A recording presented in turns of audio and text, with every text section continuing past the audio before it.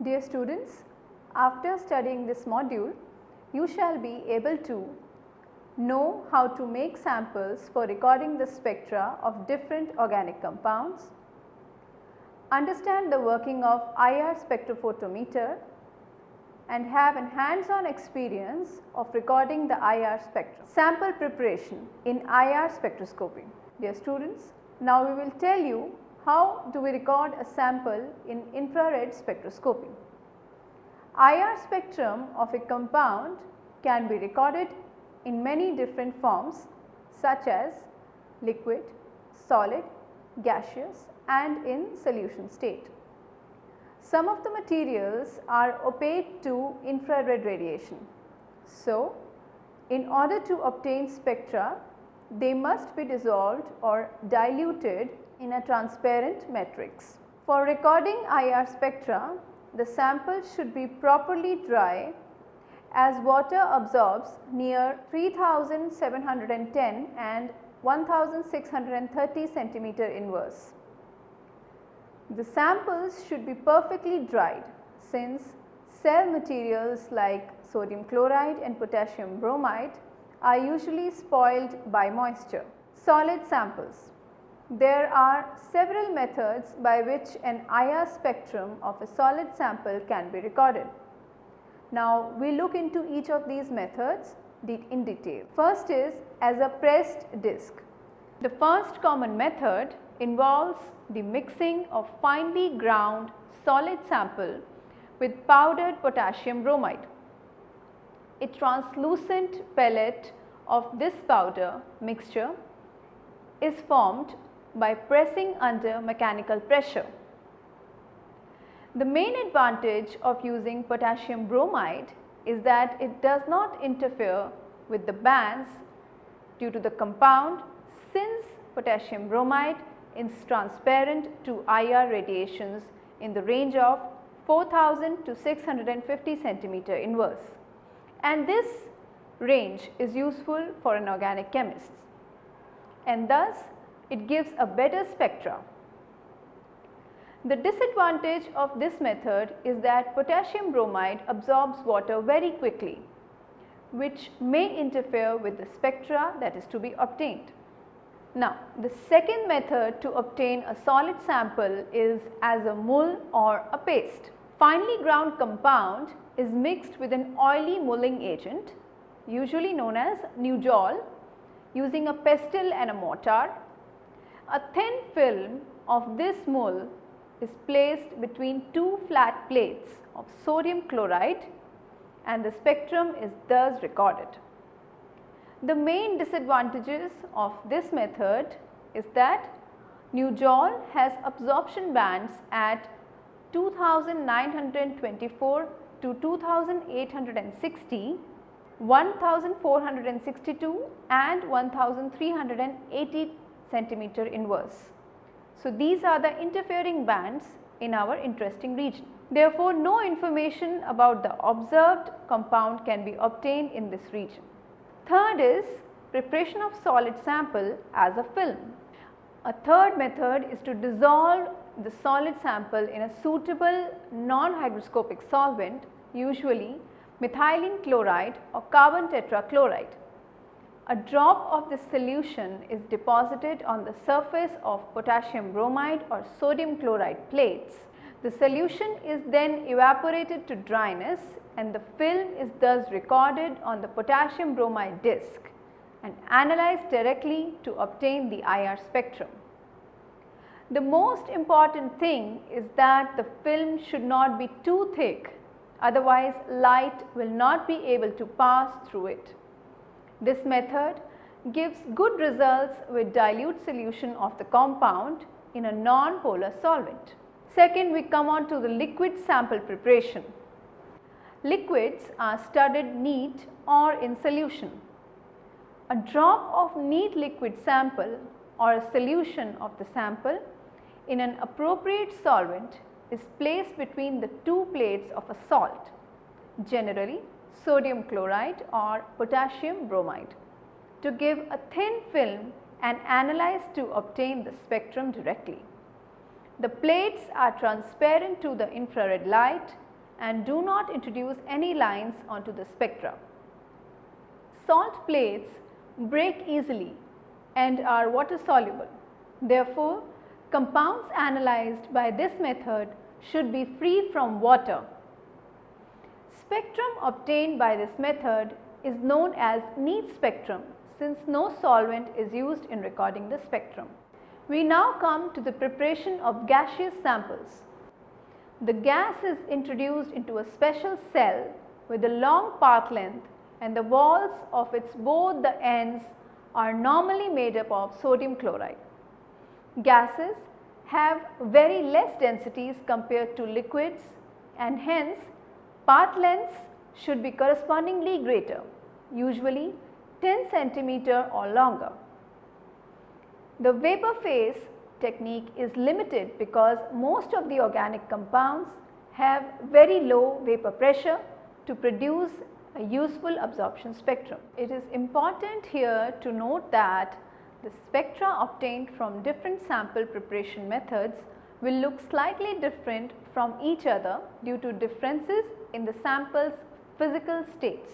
Now we come on to the instrument of infrared spectroscopy, that is the IR spectrophotometer. Traditionally, dispersive infrared spectrophotometers developed in 1940s were used to obtain the infrared spectra.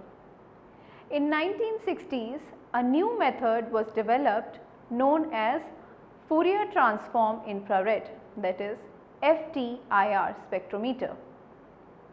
But due to high cost of the instrument, this was tended to be used for advanced research only at that time. Gradually, technology advancements in computers and instruments have reduced the cost and enhanced the capabilities of FTIR spectrophotometer.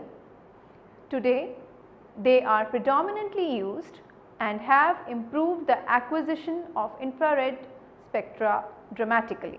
Next is we come to the dispersive infrared spectrometer. The basic components of dispersive IR spectrometer includes a radiation source, sample and reference cells, monochromator, detector, amplifier and recorder. A schematic diagram of a typical dispersive spectrometer is shown in the figure. We now discuss in detail the various instrumental parts of the dispersive spectrophotometer. First being the radiation source. The common IR radiation source are inert solids that are heated electrically to a range of 1000 to 1800 degrees Celsius to promote the thermal emission of radiation in the infrared region of the electromagnetic spectrum. The most common sources are the Nernst filament, which comprises of rare earth oxides such as zirconium, cerium and thorium, globar composed of silicon carbide and nichrome coil. They all produce continuous radiations, but with different radiation energy profiles. The beam from the source is divided into two equivalent beams, one passing through the sample and other as a reference beam. Sample and the reference cell, which are the next part of the instrument. Like UV sample tubes known as cuvettes, glass or quartz cannot be used to make the sample cells for IR spectroscopy because they absorb strongly in the most of the IR region. Alkali metal halides such as potassium chloride and sodium chloride are commonly used as they are transparent to the infrared region, as discussed before too. The next part of the instrument is a monochromator. The monochromator is a device used to disperse or separate a broad spectrum of IR radiation into a continuous spectrum of frequencies of infrared light. The monochromator consists of a rapidly rotating chopper that passes the two beams alternately to a diffraction grating.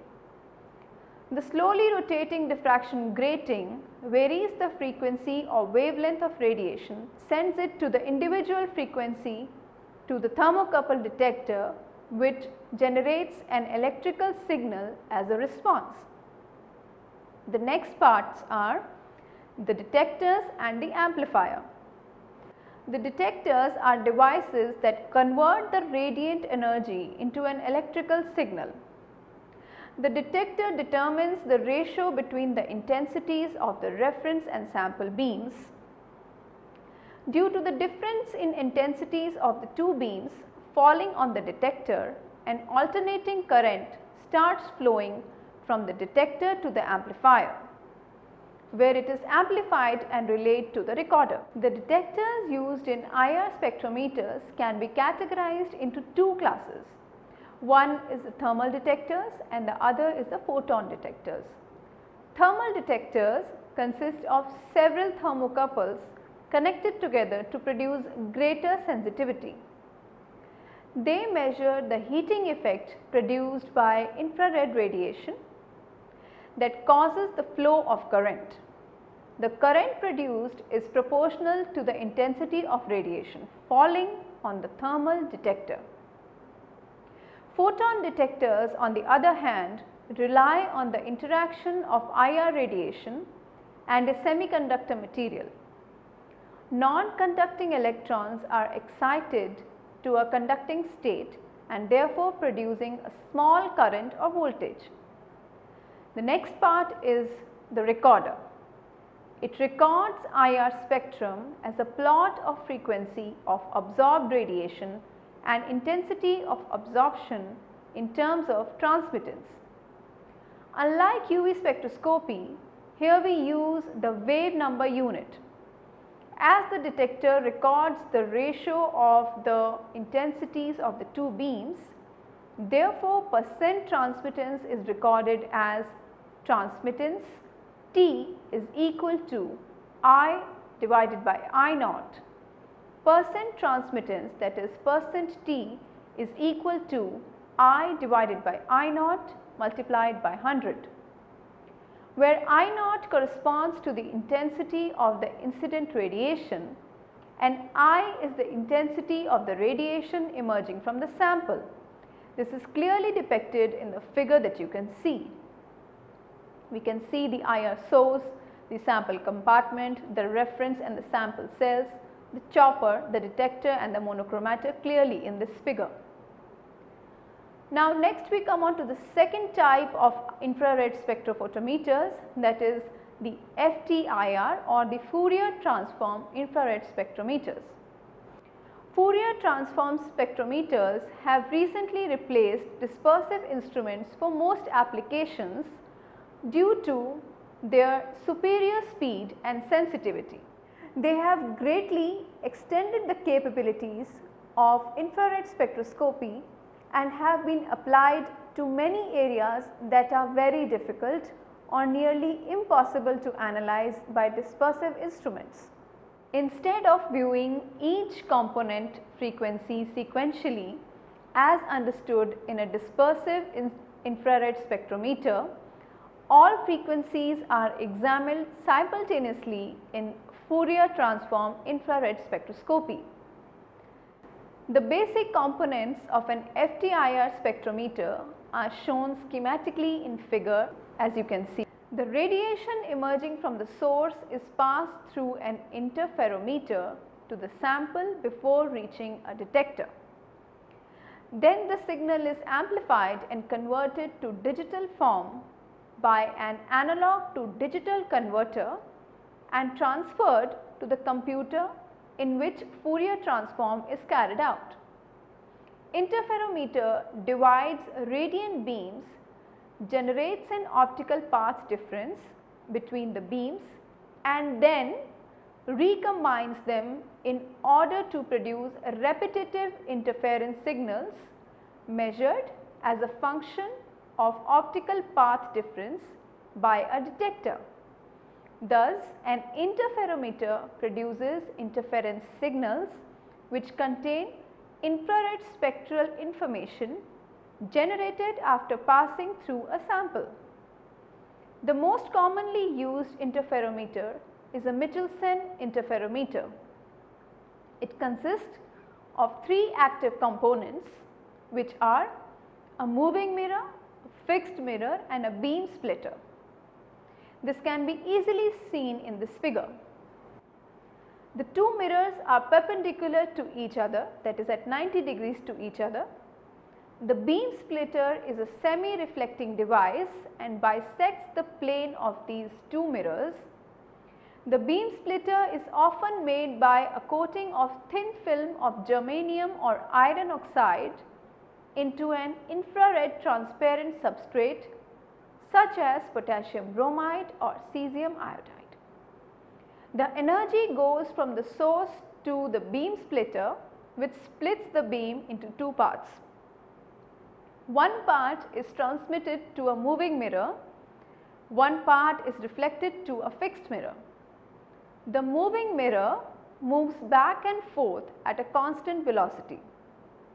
The 2 beams are reflected from the mirrors and recombined at the beam splitter.